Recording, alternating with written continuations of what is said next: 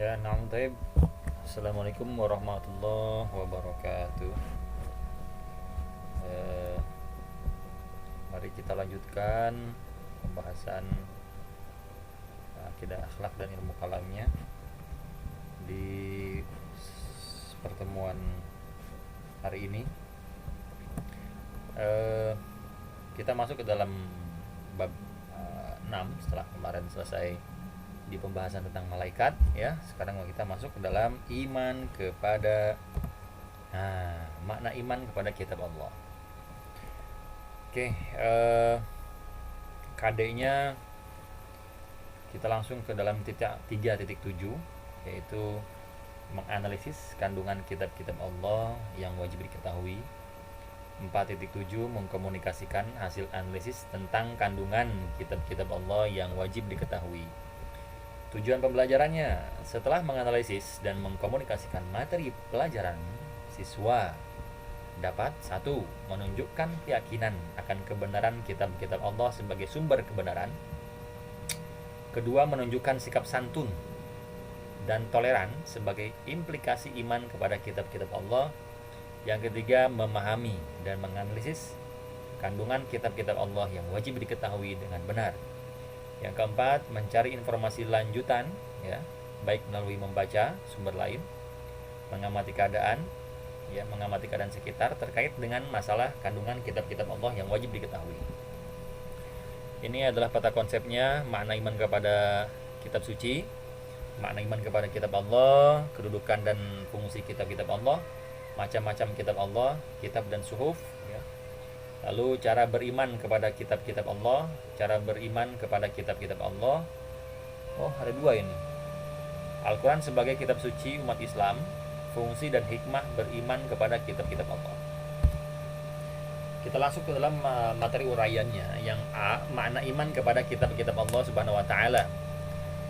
Kitab berasal dari kata kerja, ya, fi'il, ya, kataba yaktubu, artinya menulis atau mengumpulkan. Lalu bentuk isimnya Alkitab, ya, artinya adalah tulisan yang lengkap atau kumpulan tulisan. Allah berfirman dalam Al-Quran, Bismillahirrahmanirrahim, Dzalikal kitabu la raiba fihi hudal lil muttaqin. Artinya kitab Al-Quran ini tidak ada keraguan padanya, petunjuk bagi mereka yang bertakwa. Quran surah Al-Baqarah ayat 2. Lalu dalam bentuk suhuf, kata Allah, Bismillahirrahmanirrahim, Rasulun minallahi yatlu suhufan mutahharah. Artinya yaitu seorang rasul dari Allah, yaitu Muhammad, yang membacakan lembaran-lembaran yang suci, yaitu Al-Quran. Quran surah Al-Bayyinah 2-3. Selanjutnya, inna hadza lafi suhufil ula suhufi Ibrahim wa Musa. Artinya sesungguhnya ini benar-benar terdapat dalam kitab-kitab, yaitu suhuf yang dahulu, yaitu kitab-kitab suhuf Ibrahim dan Nabi Musa, ya, Nabi Ibrahim dan Nabi Musa. Quran surah Al-A'la 18-19. Lalu kitab juga dipakai untuk menamai kitab-kitab sebelumnya, ya. Alkitab, kitab-kitab sebelumnya disebut dengan kitab juga. Kata Allah, wa yaqulul ladzina kafaru lasta mursala qul kafa billahi syahida qul kafa billahi syahidan baini wa bainakum wa min 'indahu 'ilmul kitab. Artinya berkatalah orang-orang kafir, kamu bukan seorang yang dijadikan rasul. Katakanlah, cukuplah Allah menjadi saksi antaraku dan kamu dan antara orang-orang yang mempunyai ilmu Alkitab. Alkitab itu Quran surah Ar-Ra'd ayat 43. Lalu Alkitab juga dipakai untuk semua kitab termasuk Al-Quran. Bismillahirrahmanirrahim. Ha antum ulai tuhibbunahum wala yuhibbunakum wa tu'minuna billahi kulli bil kitabi kulli. Wa idza laqukum qalu amanna wa idza khalu 'addu 'alaikumul anamila minal ghaiz kul mutu bi ghaizikum innallaha 'alimun bidzati sudur. Artinya, beginilah kamu menyukai mereka padahal mereka tidak menyukai kamu, dan kamu beriman kepada kitab-kitab semuanya. Quran surah Al-Imran ayat 19. Lalu iman kepada kitab-kitab Allah termasuk rukun iman yang ketiga, ya. Iman ketiga Iman kedua itu iman kepada Rasul, yang pertama kepada Allah, ya. Lalu selanjutnya tidak dikatakan orang beriman bila tidak iman kepada kitab-kitab Allah, ya. Kata Allah, Bismillahirrahmanirrahim, kana nasu ummatan wahidah faba'atha Allahu an-nabiyyina mubasysyirin wa mundhirin wa anzala ma'ahumul kitaba bil haqqi liyahkuma bainan nasi fi makhtalafu fi. Artinya manusia itu adalah umat yang satu. Setelah timbul perselisihan, maka Allah mengutus para nabi sebagai pemberi kabar gembira dan pemberi peringatan. Dan Allah menurunkan bersama mereka kitab dengan benar untuk memberi keputusan di antara manusia tentang perkara yang mereka perselisihkan. Quran surah Al-Baqarah ayat 213. Kandungan ayat di atas adalah, ya, satu, Allah telah benar-benar menurunkan kitab-kitab kepada para nabi. Yang kedua, dengan kitab itu Allah memberi kabar gembira dan peringatan. Ya, yang ketiga, tujuannya agar menjadi petunjuk dan pedoman hidup. Nah, itu daripada makna iman kepada kitab-kitab Allah Subhanahu wa taala. Selanjutnya, kedudukan dan fungsi kitab-kitab Allah. Yang pertama adalah kedudukannya begitu fatal bagi keimanan seseorang, ya. Bila tidak beriman salah satu rukun iman, maka dipertanyakan keimanannya. Bahkan bisa dikatakan belum beriman, ya. Yang selanjutnya, fungsinya sebagai pedoman untuk jalan manusia agar selamat sampai kembali kepada pangkuannya, ya. Itu fungsinya. Lalu contoh kecilnya adalah di sini ada elektronik. Di dalam elektronik, apapun itu jenisnya, pasti suka ada buku pedoman. Mobil, kalau kita beli mobil baru pasti ada buku pedomannya, bagaimana cara menggunakan yang baik, gitu kan. Motor pun sama, ya. Rumah tangga, nah, pedoman rumah tangga itu apa aja, ya kan? Harus begini, harus begitu, harus begini, harus begitu. Dalam rumah tangga bagaimana caranya untuk mencapai sakinah mawaddah warahmah, gitu ya. Lalu bernegara pun sama, ada pedoman-pedomannya. Tidak boleh saling mengambil tanah negara lain, ya kan. Tidak boleh mengejek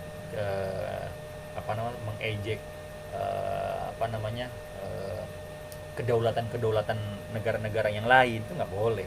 Itu pasti ada buku pedomannya, nggak boleh, ya. Itu sebagai contoh kecilnya. Bagaimana dengan Al-Quran, gitu, atau kitab-kitab. Nah, kitab-kitab itu kan sebagai pedoman manusia juga, ya. Itu jelas-jelas sebuah pedoman. Nah, kalau misalnya kita nggak ada kitab, mungkin kalau hanya kita mengandalkan otak doang, kayaknya nggak bakal sampai, gitu. Nggak bakal sampai, karena otak kita terbatas. Kita harus mengetahui apa yang belum diketahui oleh akal, gitu ya. Oleh akal kita nggak bakal tercapai, gitu. Makanya turun Al-Quran atau kitab-kitab, ya. Sebagai apa? Sebagai sebuah informasi dan dan penguat daripada dalil-dalil dalam akli, gitu, ya. Itu Al-Quran. Lalu macam-macam kitab Allah. Nah, kalian udah pada tahu lah kitab-kitabnya, ya. Ini pembahasan kelas SD kali, ya. Menurut bahasa, kitab memiliki dua pengertian, perintah dan tulisan. Ya, tulisannya di atas kertas. Oke, kitab yang pertama yaitu kitab Taurat. Nah, ya, kitab Taurat diturunkan kepada Nabi Musa alaihissalam, kepada umat Bani Israel aja, gitu ya. Nggak pada umat-umat yang lain. Jadi umat Bani Israel kitabnya Taurat. Kalau yang itu kan wilayah Bani Israel. Terus sebelah sananya apa? Wallahu alam, mushafnya itu apa? Kitabnya itu apa? Wallahu alam, gitu ya.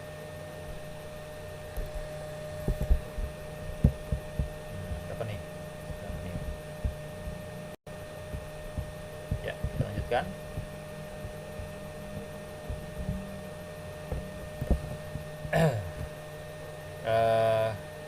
Dalam Quran surah Al-Isra ayat 2, Bismillahirrahmanirrahim, wa ataina Musal kitaba wa ja'alnahu hudal li bani Israila alla tattakhidhu min duni wakila. Artinya, dan kami berikan kepada Musa kitab Taurat, ya, dan kami jadikan kitab Taurat itu petunjuk bagi Bani Israel. Ya, dengan firman, janganlah kamu mengambil penolong selain aku. Ya. Itu tanda bahwa kitab Taurat diberikan kepada Nabi Musa. Nah, kitab Taurat ini diturunkan oleh Allah di Bukit Tursina, yaitu di negara Mesir, ya, 12 tahun sebelum Masehi. 12 tahun sebelum Masehi. Oh, jauh ya. Terus selanjutnya bahasa dan tulisannya itu Yahudi ya, atau Suryani itu, kitabnya itu diberikan kepada khusus kepada kaum Yahudi ya. Isinya tentang tauhid dan hukum-hukum syariat. Itu isinya. Ya, tauhid dan hukum-hukum syariat. Selanjutnya kitab Zabur diturunkan kepada Nabi Daud untuk umat Yahudi juga. Bismillahirrahmanirrahim. Wa rabbuka a'lamu biman fis samawati wal ardh. Walaqad faddalna ba'dhan nabiyyin 'ala ba'di wa atayna Dawuda zabura. Dan Tuhanmu lebih mengetahui siapa yang ada di langit dan di bumi, dan sesungguhnya telah kami melebihkan sebagian nabi-nabi itu atas sebagian yang lain, dan kami berikan Zabur kepada Daud. Quran surah Al-Isra ayat 55. Nah, kitab ini turunnya di Palestina ya, di Palestina, bukan di Israel ya. Saya tidak mengaku Israel gitu, tapi Palestina. Turunnya pada abad 10 sebelum Masehi ya. Kalau tadi 12 sebelum Masehi, sekarang 10 Masehi. Sebelum Masehi berarti beda 2 abad dengan Nabi Musa ya.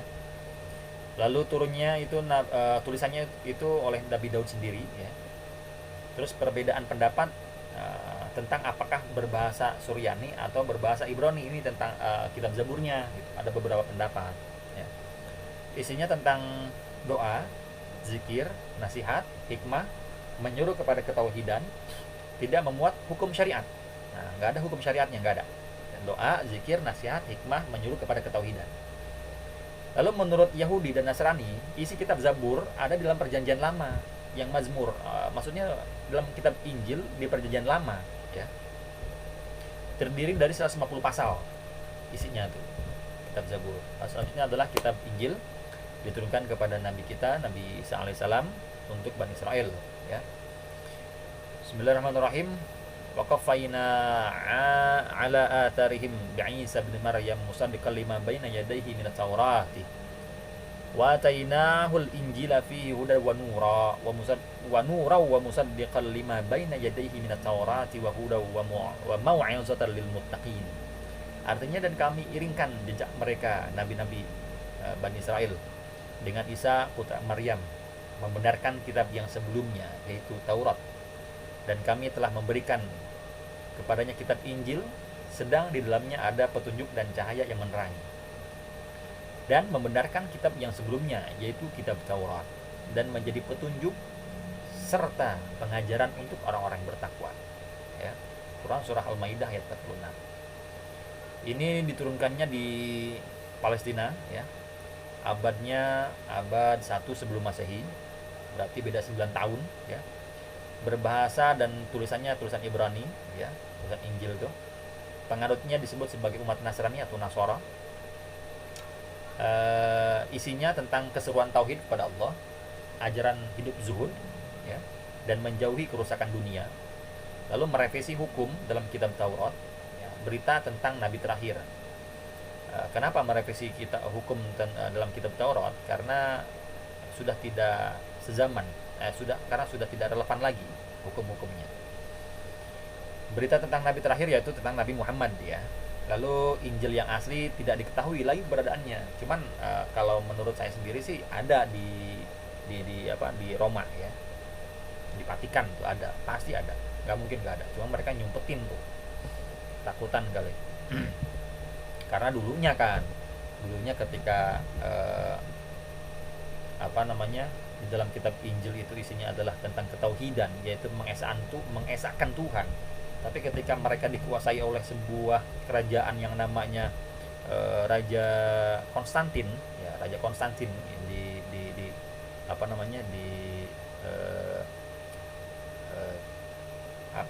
Turki ya, di Turki itu terjadi sebuah konsili. Kenapa terjadi sebuah konsili? Karena umat Nasrani ingin sekali masuk ke dalam ranah atau mengajak kepada Raja Konstantin untuk masuk ke dalam agama Nasrani. Nah, Raja Konstantin membuat sebuah perjanjian. Oke, gue masuk. Oke, saya masuk. Tapi salah satunya eh, harus merevisi di dalam isinya. Apa salah satunya merevisinya? Yaitu meniadakan Tuhan yang tadinya satu menjadi tiga, gitu. Dijadikan tiga. Dan kelahiran Nabi Isa pun dirubah, bukan tanggal yang aslinya, tapi dirubah menjadi tanggal 25 Desember, yaitu ajarannya ajarannya yang dianut oleh Raja Konstantin, yaitu menyembah matahari, ya. Menyembah matahari, begitu pula menyembah api, ya, menyembah api. Itu Raja Konstantin punya tuh. Makanya ketika terjadi di konsili pertama itu untuk menyepakati semua Paulus, bukan Paulus ya, satu Paulus dan beberapa rahib-rahib untuk menyetujui kalau Tuhan itu dirubah menjadi tiga. Nah, konsili pertama nggak terjadi, nggak ada sebuah kesepakatan, gitu. Tetap mereka yang beriman kepada Allah, itu tetap tidak mau dirubah dalam Injilnya. Nah, udah gitu selesai itu. Udah gitu terjadi beberapa tahun kemudian, terjadi lagi sebuah konsili yang kedua untuk menyepakati kalau si Tuhannya itu dirubah, ya, bukan Allah Tuhannya, dirubah menjadi tiga, ya. Terjadi tidak sebuah kesepakatan juga, ya. Terjadi tidak sebuah kesepakatan. Akhirnya si Raja Konstantin itu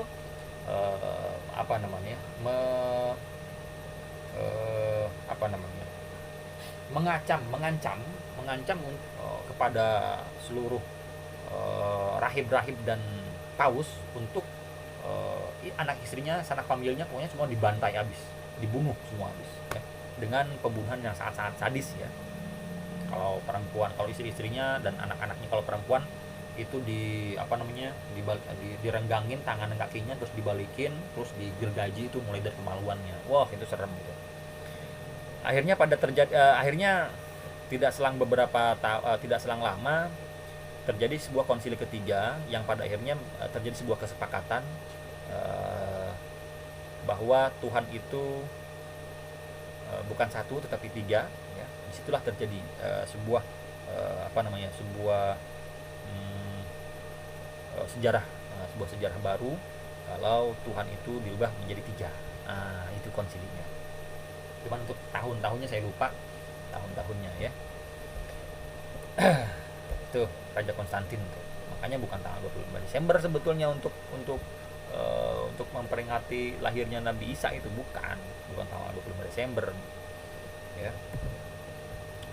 Selanjutnya kita Al-Quran. Kita cek dulu berapa menit. Baru 9 menit. Gak apa-apa, kita matikan saja.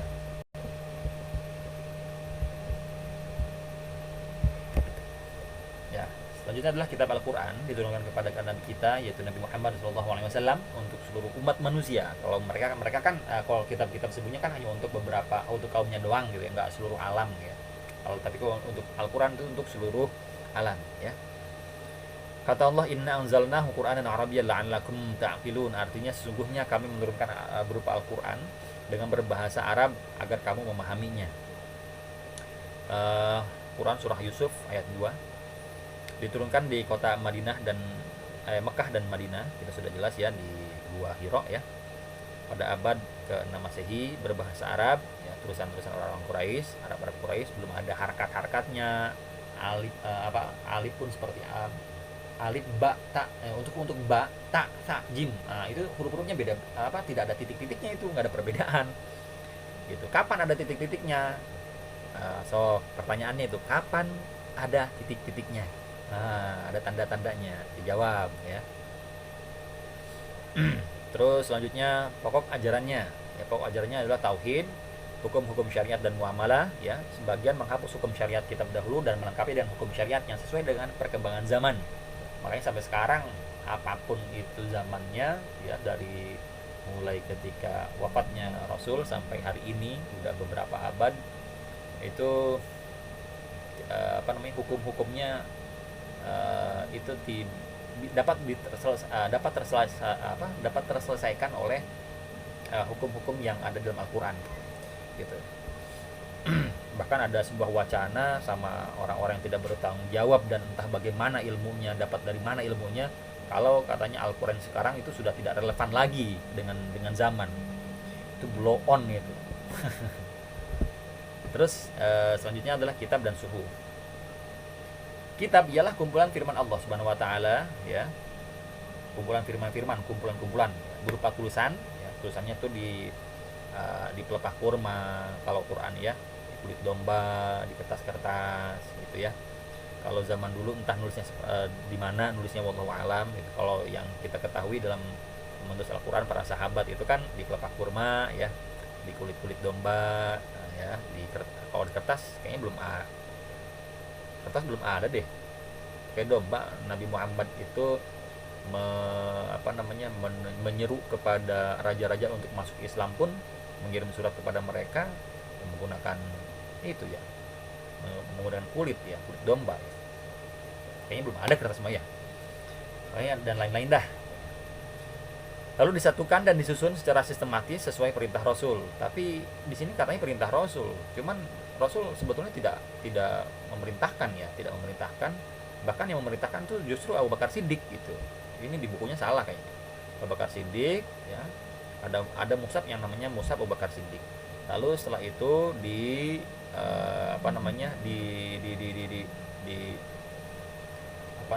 dibuat lagi oleh Utsman bin Affan, ya. Utsman bin Affan. Itu di pelajaran SK itu ada, cuman saya lupa itu. Sama Utsman bin Affan disebut dengan mushaf Utsman bin Affan. Nah, yang kita baca sekarang itu mushaf pada zaman Utsman bin Affan, ya. Lalu 4 kitab memiliki persamaan dan perbedaannya. 4 kitab tuh persamaannya adalah mengesahkan Tuhan, ya. Agama sebelumnya disebut dengan agama tauhid, ya, atau disebut dengan agama Hanif, ya. Suhuf adalah kumpulan lembaran wahyu Allah, lembaran. Allah berfirman dalam Al-Quran sebagai berikut, Bismillahirrahmanirrahim, Inna hadza lafi suhufil ula, suhufi Ibrahim wa Musa. Artinya sesungguhnya ini benar-benar terdapat dalam kitab-kitab yang dahulu, yaitu kitab-kitab Ibrahim dan Musa. Lalu ada 100 suhuf yang Allah turunkan kepada para nabinya dengan rincian. Pertama Nabi Syed, ya, 50 suhuf. Lalu Nabi Idris 30 suhuf, Nabi Ibrahim 10 suhuf, Nabi Musa 10 suhuf. Total semuanya jadi 100, ya. Lalu cara beriman kepada kitab-kitab Allah. Nah, caranya kalian udah tahu lah. Beriman lah, di hati kan semuanya. Pertama, ya, percaya dan yakin bahwa semuanya itu adalah wahyu dari Allah, bukan dari nabi, ya. Yang kedua, percaya dan yakin Al-Quran adalah wahyu Allah, meyakini kebenaran isinya tanpa ada keraguan, ya, la raiba fi. Lalu mempelajarinya, ya, memahaminya dan menghayati isi kandungannya dan mengaktualisasikan dalam kehidupan sehari-hari.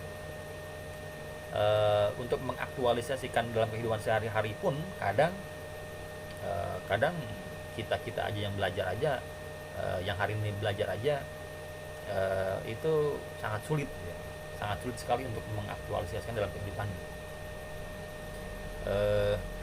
Kalau disebut Islam, ya Islam karena kita udah bersyahadat, ya, udah sholat, puasa, zakat dan sebagainya. Cuman untuk beriman kepada Al-Quran dan mempelajari isi kandungannya, menghayatinya, mengaktualisasikan, itu kayaknya belum deh. Belum, ya, mengaktualisasikan hanya beberapa persen, berarti 0,1% mungkin, ya, saking banyaknya itu. Padahal Al-Quran adalah sebuah pedoman bagi kita untuk kembali kepada Allah. Karena kan kita bukan warga sini, kita warganya warga surga kita mah, ya. Lalu perbedaan Al-Quran dengan kitab sebelumnya adalah, pertama, masa berlakunya habis sampai Nabi setelahnya datang, udah selesai itu. Lalu yang kedua, terbatas pada kaum itu aja, nggak seluruh alam, ya. Itu perbedaan Al-Quran dengan kitab-kitab yang lainnya. Selanjutnya, Al-Quran sebagai kitab suci umat Islam. Al-Quran meluruskan ajaran pada kitab sebelumnya yang telah menyeleweng. Betul sekali, banyak diselewengkan, banyak orang-orang diselewengkan. Cuman untuk Al-Quran tidak ada, ya, nggak bakal bisa diselewengkan Al-Quran. Nah, terus Allah sendiri yang akan menjaganya, ya. Kata Allah, Quran Surah Al-Baqarah ayat 2, fawailul lil ladzina yaktubuna al-kitaba bi aydihim thumma yaquluna hadza min 'indillahi liyashtaru bihi thamanan qalila fawailul lahum mimma katabat aydihim wa wailul lahum mimma yaksibun. Artinya maka kecelakaan yang besarlah bagi orang-orang yang menulis Alkitab dengan tangan mereka sendiri. Artinya pemikiran-pemikiran filsafat atau pemikiran-pemikiran manusia itu dimasukkan ke dalam kitab-kitab sebelumnya, Taurat, Zabur, Injil, apalagi Injil. Wah, Injil tuh banyak sekali isinya itu hasil dari pemikiran-pemikiran manusia, orang-orang filsafat. Banyak banget ya. Lalu dikatakannya ini dari Allah, kata mereka tuh, dengan maksud untuk memperoleh keuntungan yang sedikit dengan perbuatan itu. Maksud keuntungan di situ artinya keuntungan sedikit, artinya apa ya, untuk golongan mereka sendiri dengan tujuan yang untuk menjerumuskan gitu. Itu kan keuntungan sedikit, itu bego kan gitu, menjerumuskan orang-orang pada jalan yang salah gitu. Aduh, bahaya sekali. Otaknya tuh di mana gitu ya. Entah itu urusan politik, entah itu urusan sosial segala macam. Kan bisa jadi mereka merubahnya dengan begitu mudahnya karena untuk mendapatkan keuntungan semata kan gitu. Lalu selanjutnya Al-Quran sebagai penjaga terhadap kitab-kitab sebelumnya dan menjaga ajaran-ajaran asli yang menjadi risalah para nabi sebelum Nabi Muhammad SAW.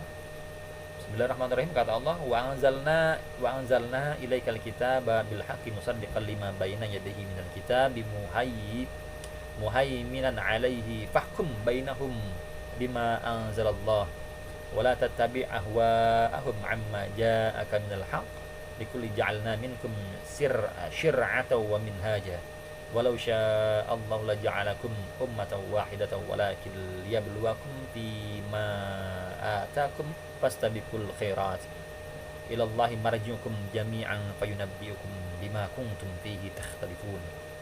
Yang artinya, dan kami telah menurunkan kitab Al-Quran kepadamu Muhammad dengan membawa kebenaran yang membenarkan kitab-kitab yang diturunkan sebelumnya dan menjaganya. Maka putuskanlah perkara mereka menurut apa yang diturunkan Allah, dan janganlah engkau mengikuti keinginan mereka dengan meninggalkan kebenaran yang telah datang padamu. Untuk setiap umat di antara kamu kami berikan aturan dan jalan yang terang. Kalau Allah menghendaki, niscaya kamu dijadikannya satu umat saja. Tetapi Allah hendak menguji kamu terhadap karunia yang telah diberikannya kepadamu. Maka berlomba-lombalah berbuat kebajikan. Hanya kepada Allah kamu semua kembali, lalu diberi tahukannya kepadamu terhadap apa yang dahulu kamu perselisihkan. Di sini berlomba-lombalah berbuat kebajikan, bukan aneh ya. Allah tidak menyuruh berlomba-lombalah dalam beribadah kepadaku, enggak ya, aneh kan? Tapi di sini berlomba-lombalah berbuat kebajikan, gitu, beramal soleh. Ya. Nah itu silakan dijawab pertanyaannya mengapa seperti itu. Kita diskusikan dalam kelas dalam kelas WhatsApp ya. Oke.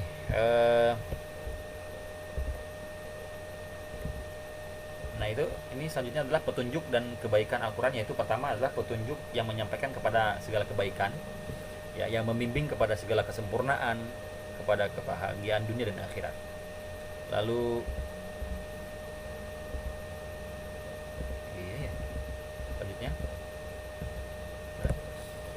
Lalu rahmat dengan maknanya yang sempurna, yaitu rahmat yang meliputi semua, meliputi manusia, jin, hewan yang besar maupun yang kecil ya, yang kafir, yang mukmin, serta yang hidup dan yang mati.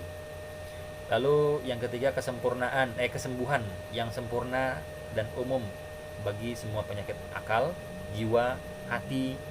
Lalu kesembuhan dari kekufuran dan kesyirikan, kebingungan dan kegoncangan jiwa, kepenatan dan ketakutan, kesombongan dan iri, malas dan lemah, bakhil dan kezaliman.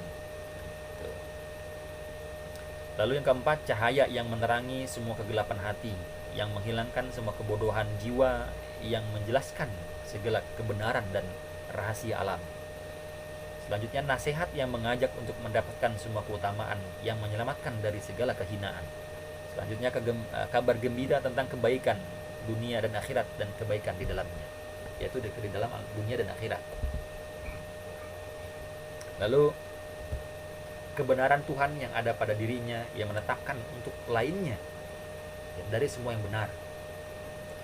Yang kedelapan, zikir kepada Allah Subhanahu wa taala yang menghidupkan hati, mengharumkan ruh saat membacanya dan membersihkan jiwa di saat melaksanakannya. Yang kesembilan, kebaikan yang umum bagi semua manusia, jin dan binatang. Yang kesepuluh, penjelasan bagi segala sesuatu yang dibutuhkan manusia, yang kepadanya tergantung kebahagiaannya di dunia dan akhirat. Nah, selanjutnya Al-Quran adalah ruh yang menjadi sandaran manusia. Masih banyak lagi ya. Lalu selanjutnya, fungsi dan hikmah beriman kepada kitab-kitab Allah Subhanahu wa taala. Fungsinya sebagai petunjuk hidup agar tidak tersesat ya. Quran surah Al-Zuriyat ayat 56 ditegaskan manusia dan jin diperintahkan untuk menghambakan diri kepadanya ya. Lalu dalam Quran surah Al-Baqarah ayat 30 dinyatakan bahwa manusia diciptakan sebagai khalifah di dunia dalam rangka menghambakan diri kepada Allah Subhanahu wa taala. Itu adalah fungsinya. Lalu hikmahnya, yang pertama, seorang muslim memiliki suatu kitab yang berisi wahyu Allah, yang memiliki kebenaran yang mutlak. Yang kedua, seorang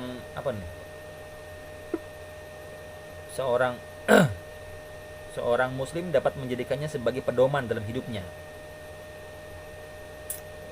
Seorang muslim dapat menjadikan sebagai pedoman dalam hidupnya dan mengaplikasikannya agar memperoleh kebahagiaan dan kemenangan. Yang ketiga, seorang muslim dapat meyakini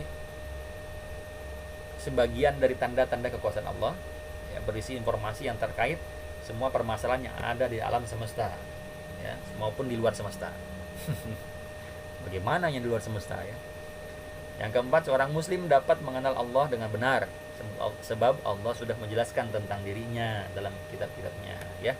Dengan imannya manusia dapat melakukan apa yang semestinya dilakukan untuk mengabdi dan menyembah kepada Allah Subhanahu wa taala.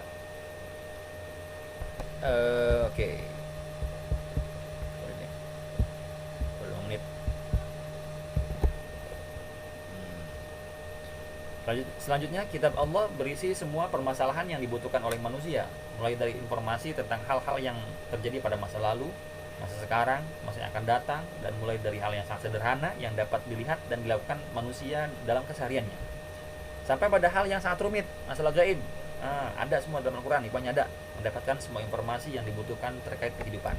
Nah, selanjutnya, meyakini keberadaan Al-Quran sebagai kitab Allah akan menjadi motivasi untuk membacanya, memahami maknanya, mengamalkan isinya dalam kehidupan nyata. Dengan ini, maka ia akan mendapatkan ilmu yang bermanfaat baginya, karena Al-Quran merupakan sumber dari segala sumber ilmu pengetahuan. Dan masih banyak hikmah-hikmah yang lainnya. Ilmu dan wawasan sebetulnya beda ya. Kalau ilmu itu kan nur, ilmu itu cahaya. Kalau wawasan sebatas wawasan doang, gitu ya. Oke, dari semuanya ini sudah tersampaikan di bab yang ini, bab yang ke-6. Alhamdulillah selesai semua satu bab ya. Bila ada yang bertanya, sorry, pertanyaan yang tadi tolong dijawab ya. Bila ada yang bertanya lagi, silahkan bertanya ya. Saya akhiri materi ini dengan pembacaan Alhamdulillahirabbil alamin. Terima kasih yang sudah menyimak ya. Ila liqa hidinash shiratal mustaqim. Assalamualaikum warahmatullahi wabarakatuh.